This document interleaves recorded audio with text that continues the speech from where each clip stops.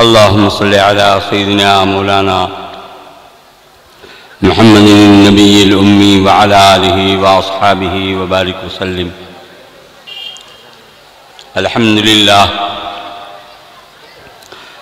لله كفى والصلاة والسلام على نبيه الحبيب المصطفى.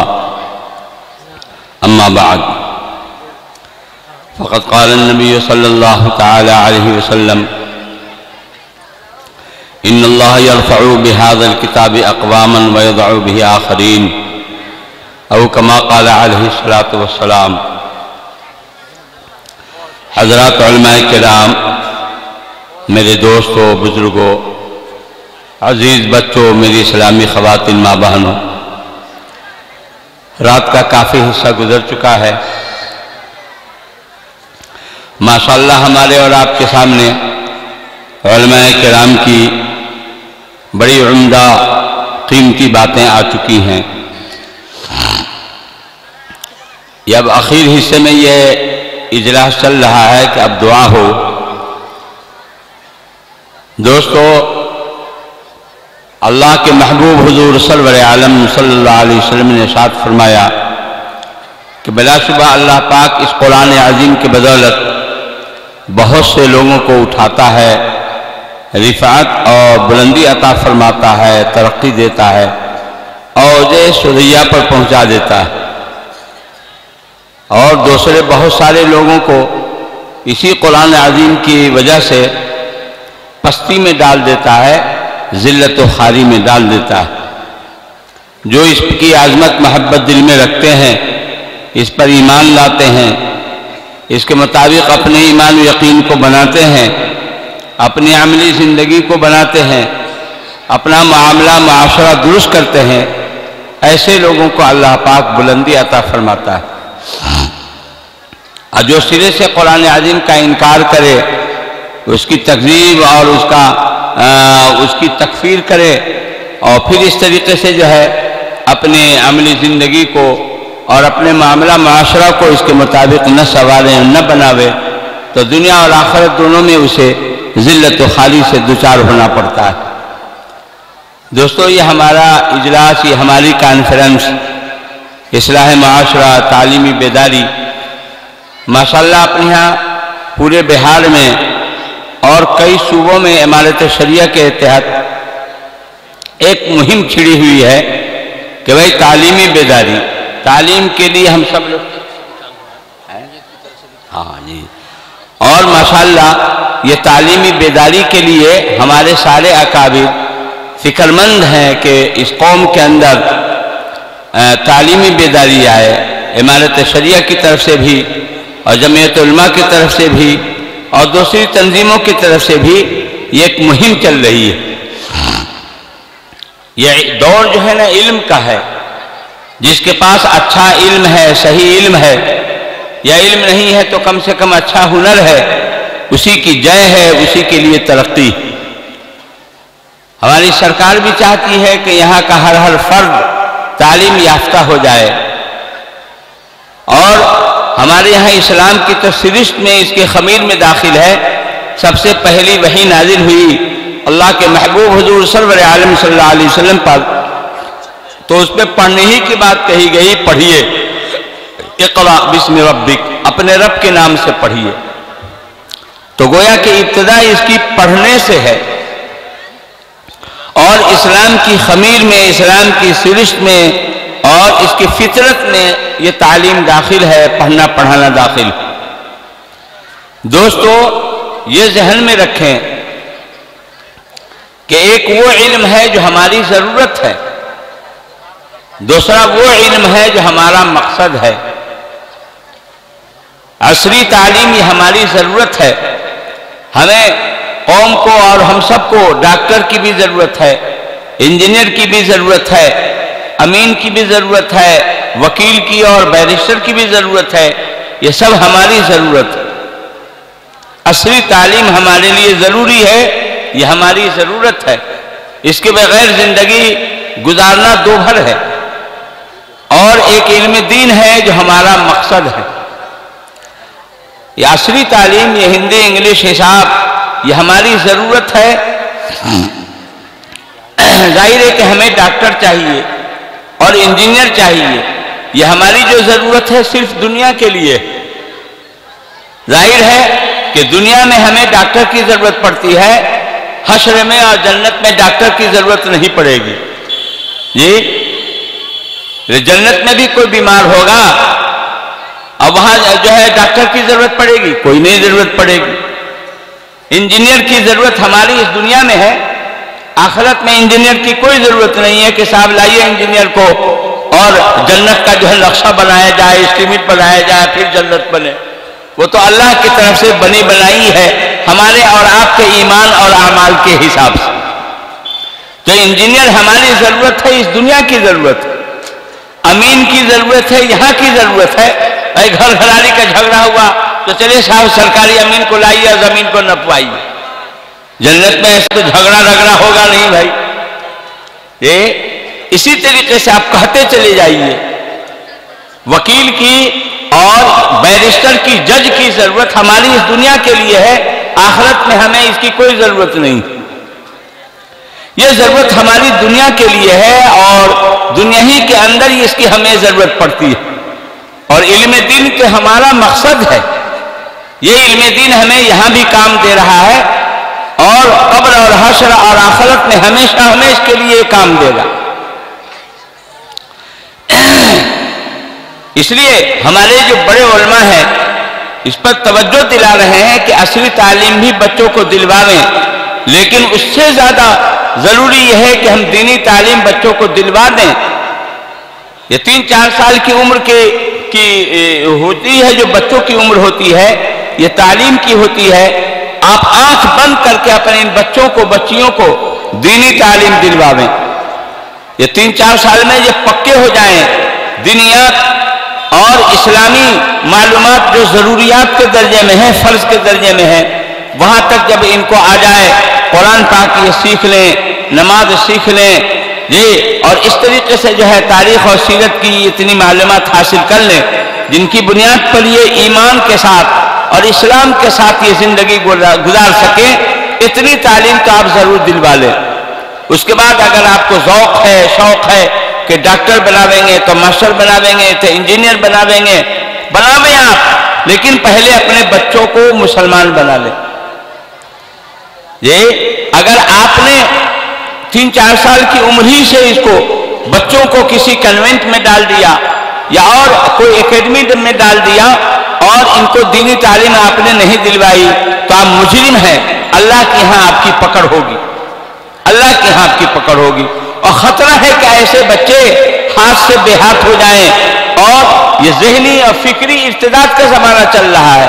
مختلف تنظیمیں اور مختلف اسکیمیں چل رہی ہیں کہ ان کو تعلیم دی جائے اور تعلیم کے ذریعے ان کے ذہن سازی اس طرح ہو کہ فکری ارتداد، سوچ سمجھ کے اعتبار سے یہ غیر مسلمانہ اور ان کی سوچ ہو اور فکر ہو. نام کے یہ عبد الرحمن رہیں، عبد السلام رہیں، عبد الکریم، عبد الرحیم رہیں، لیکن ذہن اور سوچ اور فکر کے اعتبار سے اسلام کے خلاف ان کا ذہن ہو.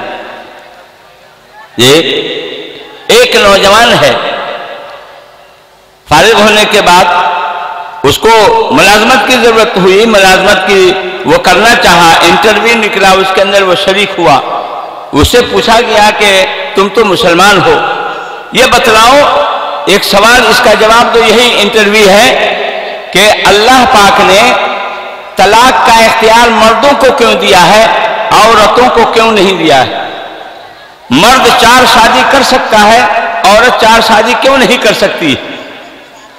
ایک آدھ منٹ کے لیے وہ گردن جھکائے رہا نوجوان. اس کے بعد وہ کہتا ہے کہ مجھے بھی اس سلسلے میں شک ہے کہ اللہ پاک نے ایسا حکم کیوں دیا، مردوں کو طلاق کا اختیار کیوں دیا، مردوں کو 4 شادی کرنے کی کیوں اجازت دی، عورتوں کو کیوں نہیں اجازت دی؟ یہ میری سمجھ سے بھی باہر ہے اور مجھے بھی اس سلسلے میں بدگمانی ہے اور مجھے بھی یہ شک ہے.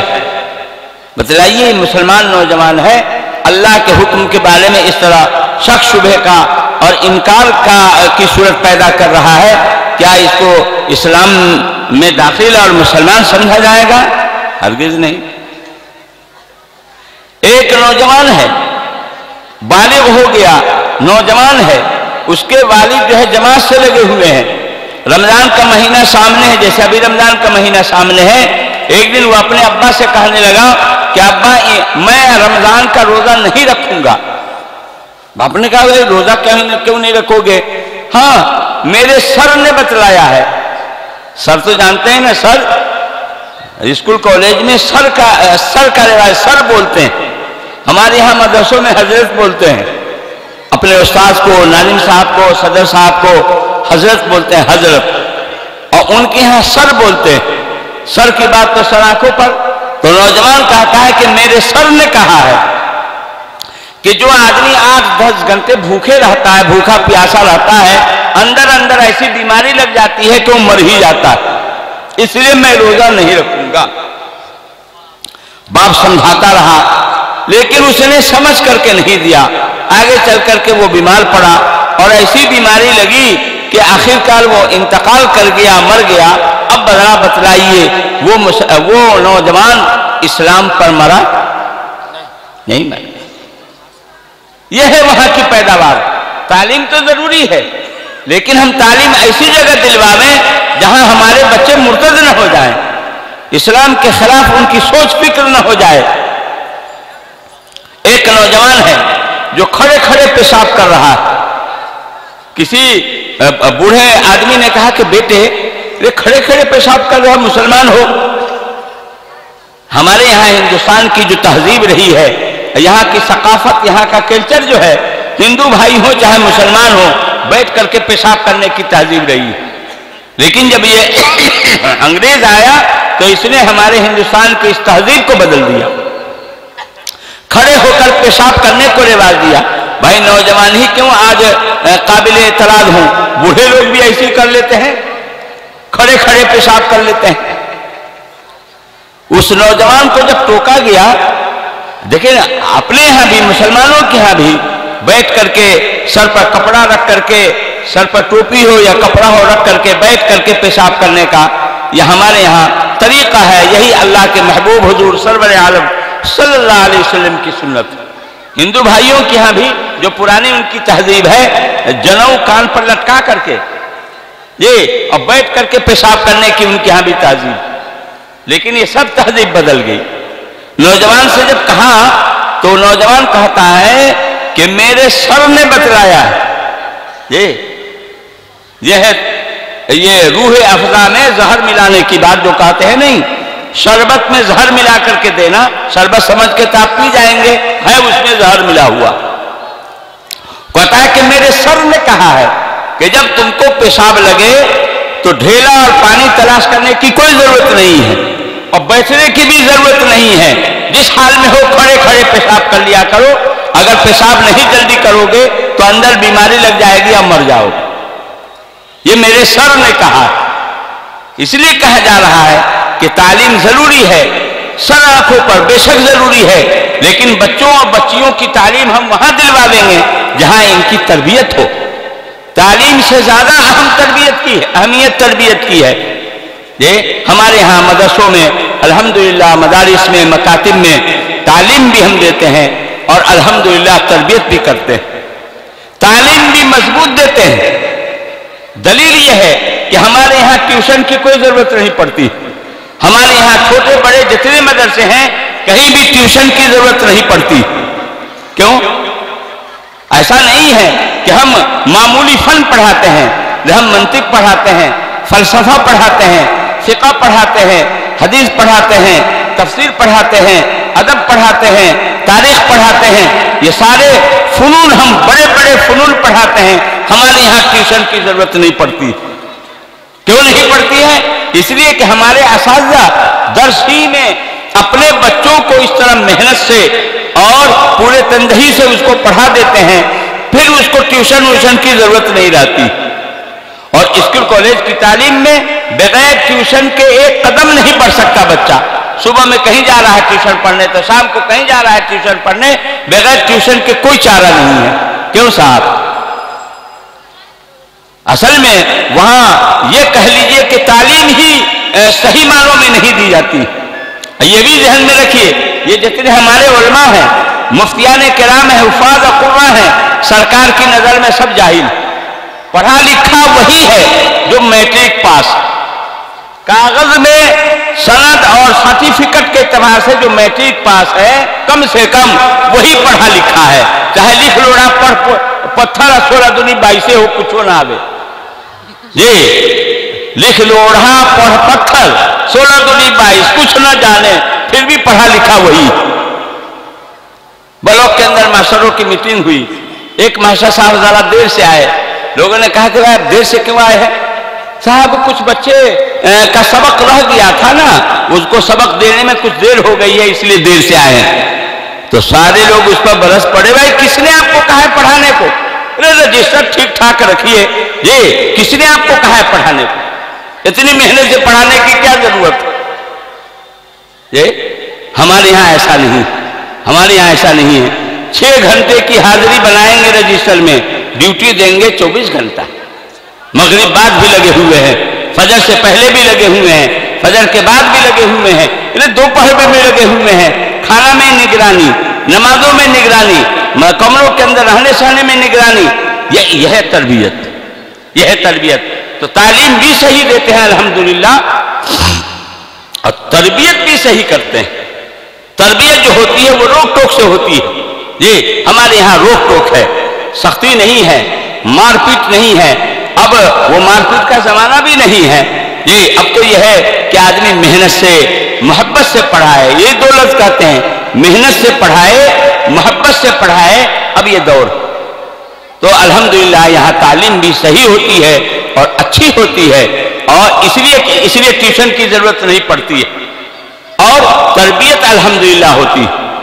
اور ہمارے جو یہ عصری درسگاہیں ہیں اسکول کالج، وہاں صحیح معنوں میں تعلیم بھی نہیں ہوتی ہے، کسی کو برا لگے لیکن حقیقت یہی ہے، اور تربیت تو 0/0 صفر، تربیت کا کوئی خانہ ہی نہیں ہے، تربیت پر کوئی کتاب ہی نہیں ہے ان کے ہاں۔ جی اب والدین کے ساتھ کیسا سلوک ہو، بیوی بچوں کے ساتھ کیسا سلوک ہو، پڑوسیوں کے ساتھ کیسا سلوک ہو، یہ جو اخلاق ہیں، یہ جو کردار ہیں، یہ تہذیب اور یہ جو ہے ادب و احترام، اس طرح کی کوئی چیز ہی نہیں، تربیت نام کی چیز نہیں۔ تو دوستو اور بزرگوں، میں یہ عرض کر رہا تھا کہ ٹھیک ہے عصری تعلیم ہمارے لیے ضروری ہے، یہ اسکول کالج اور یہ ہمارے مدرسہ والے سب عید گھاٹ بیر گھاٹ، وہ گنگا کے اس پار ہے، یہ گنگا کے اس پار۔ اسکول کالج والوں کو شکایت ہے بھائی مدارس میں عصری تعلیم کیوں نہیں ہوتی، اور ہم لوگوں کو شکایت ہے کہ وہ آپ کے ہاں دینی تعلیم کیوں نہیں ہوتی۔ یہ ہم کو ان سے شکایت ہے اور ان کو ہم سے شکایت ہے، اب ضرورت اس بات کی ہے کہ دونوں ایک دوسرے کے تھوڑا تھوڑا قریب ہو، وہاں بھی دینی تعلیم کا نظم ہو، صحیح طور پر قرآن پاک کی تعلیم ہو جائے اور ضروریات دین کی تعلیم ہو جائے، اور اس کے ساتھ عصری تعلیم بھرپور ہو۔ ہمارے یہاں بھی مدرسوں میں دینی تعلیم بھرپور ہو اور عصری تعلیمی ضرورت کے مطابق ہم لوگ دیتے ہیں، اور اچھی طرح جو ہے دیں۔ جی اپنے علماء برادری سے بھی ہم کہیں گے، بہت سارے احباب موجود ہیں، ابھی مجمع تو چھٹ چکا ہے لیکن پھر بھی الحمدللہ اچھا خاصا مجمع ہے، یہ ذہن میں رہے کہ اب وقت ایسا ہے کہ اپنے بچوں اور بچیوں کو کسی طریقے سے ہے طریقہ، یہ کسی بھی طریقے سے آپ کو کہہ لیجیے چورے راستے سے صحیح، لیکن میٹرک کا امتحان تو ضرور دلوا لیں، ورنہ آگے یہ خدشہ ہے کہ اگر شرط لگ جائے کہ تمہارا پاسپورٹ نہیں بنے گا جب تک کہ میٹرک کی تعلیم نہیں ہوگی، فلاں کام نہیں ہوگا جب تک میٹرک کی تعلیم نہیں ہوگی، سرٹیفکیٹ نہ ہو، تو اس لیے ہم مدرسے والے بھی اب فکر مند ہو رہے ہیں کہ کس طریقے سے، اور اسی کو میں نے تعبیر کیا چور راستے ہی سے صحیح، جی چور راستے ہی سے صحیح، لیکن ہمارے یہ مدرسہ والے جو ہیں یہ بھی تھوڑی فکر کریں، اگر ان بچوں کے مستقبل کو مضبوط کرنا چاہتے ہیں، اس نئی نسل کے ہمارے جو نوجوان یہ بچے ہیں جو پڑھنے والے ہیں، ان کے مستقبل کو اگر کابناک بنانا تو چاہتے ہی ہیں اور پکا بنانا چاہتے ہیں، ان کے مستقبل کو اچھا بنانا چاہتے ہیں تاکہ سرکاری سطح پر بھی یہ کسی زد میں نہیں آیا، زخم میں نہ پڑے، ان کے لیے ضروری ہے کہ میٹرک کا امتحان تو کم سے کم دلوا دو۔ اس کے کئی راستے ہیں، چور راستہ تو میں نے ایسے ہی کہہ دیا ہے، لیکن کئی راستے ہیں جو ان کا امتحان میٹرک کا کم سے کم یہ دے سکتے اور آرام سے دے سکتے۔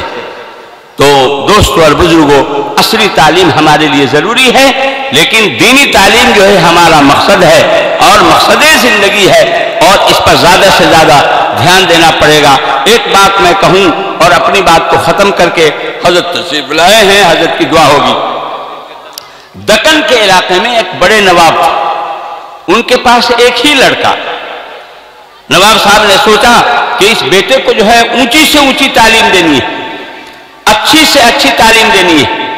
یہاں تو اونچی تعلیم وہ ہے جو اسکول کالج کی جو تعلیم ہے وہ اونچی ہے، اور مدرسہ مکتب کی جو تعلیم ہے وہ نیچی ہے۔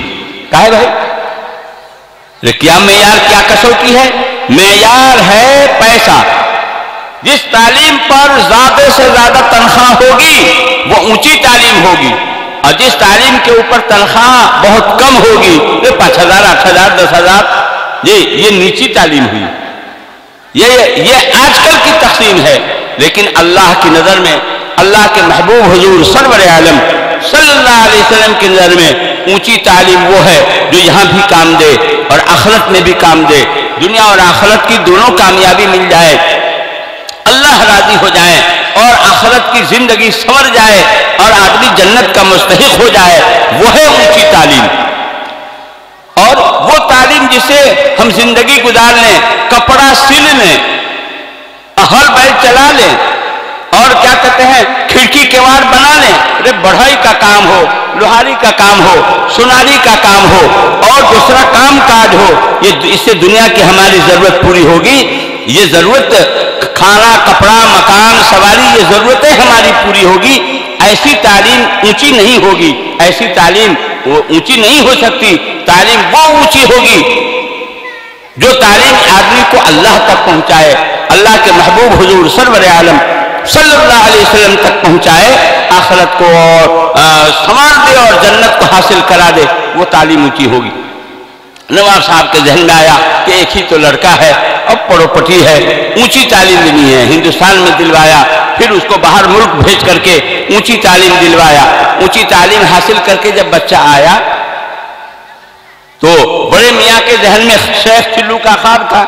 شیخ چلو کا قصہ نہیں کہیں گے، شیخ چلو کا خواب تھا کہ اب تو ہائی تنخواہ ہوگی اور اتنے لاکھ روپے تنخواہ ہوگی، موج موج کی زندگی ہوگی، ایسا بنگلہ بنائیں گے اور ایسی زندگی گزاریں گے۔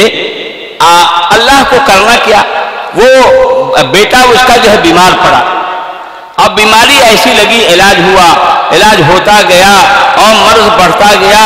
مریض عشق پر رحمت خدا کی، مرض بڑھتا گیا، جوجو دوا کی، جیسے جیسے علاج ہوتا گیا ویسے ہی اس کا مرض بڑھتا گیا، اور اب تب کی حالت میں پہنچ گیا کہ اب مرے گا تب مرے گا۔ ایک دن وہ بڑے میاں نواب صاحب سرانے بیٹھے رو رہے تھے۔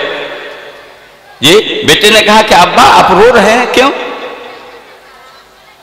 تو باپ نے کہا، بڑے میاں سے نے کہا کہ بیٹے اتنا بڑا سرمایہ لگا کر کے میں نے تم کو اونچی تعلیم دلوائی، اونچی ڈگری دلوائی، اور آج جب پھل کھانے کا موقع آیا ہے تو تمہاری حالت اب غیر ہو گئی ہے، لگتا نہیں کہ تم بچ سکو گے، اس پر مجھے رونا آ رہا ہے۔ تو نوجوان بھی جہاں دیدہ تھا، اس نوجوان نے کہا کہ ابا آج آپ کیا رو رہے ہیں؟ آپ نے کسی مولوی حافظ کا منہ نہیں دیکھنے دیا، اللہ اس کے رسول کون ہے آپ نے نہیں بتلایا، نہ کہیں تعلیم دلوائی آپ نے، قرآن اور حدیث کیا ہے، ایمان کیا ہے، کچھ نہیں آپ نے سیکھنے دیا نہ سکھلوایا، آج کیا رو رہے ہیں؟ اللہ کی ہاں جو مار پڑے گی اور وہاں جو روئیں گے تب آپ کو پتہ چلے گا۔ بات تو صحیح ہے، اگر ہم ان بچوں کو اگر دینی تعلیم اور قرآن اور حدیث کی اور اسلامیات کی اتنی تعلیم نہیں دلواتے ہیں جس سے ہمارے یہ بچے مسلمان ہوں، تو کل قیامت کے دن ہر کوئی مواخذہ میں آ جائے گا، اللہ کی پکڑ میں آ سکتا ہے۔ اللہ ہماری آپ کی پوری امت کی حفاظت فرمائے۔ اس لیے یہ ہمارے جو بڑے تعلیمی بیداری کے لیے بات چلا رہے ہیں، اس پر آپ تیار ہوں اور جگیں۔ کب تک غفلت اور سستی کی زندگی ہوگی؟ اور اپنے بچوں کے بارے میں، بچیوں کے سلسلے میں ضرور سوچیں۔ ایک دم آخری بات یہ ہے، ہمارے بڑے یہ چاہتے ہیں کہ ہمارے یہ مسلم نوجوان جو پڑھے لکھے ہیں، یہ کوئی اس طریقے سے اسلامی اسکول کھولے، اور کئی جگہ یہ اس طرح کے اسلامی لوگ اسکول کھول رہے ہیں کہ جہاں دینیات کے ساتھ ساتھ عصری تعلیم، مضبوط سے مضبوط عصری تعلیم، اور اسی طرح مضبوط سے مضبوط دینی تعلیم ہو، جی، تاکہ اس طرح کی ضرورت پوری ہو اور نئی نسل کی ان بچیوں کی صحیح تعلیم بھی ہو اور ان کی صحیح تربیت بھی ہو۔ اللہ پاک ہم سب کو کہنے سننے سے زیادہ عمل کی توفیق نصیب فرمائے۔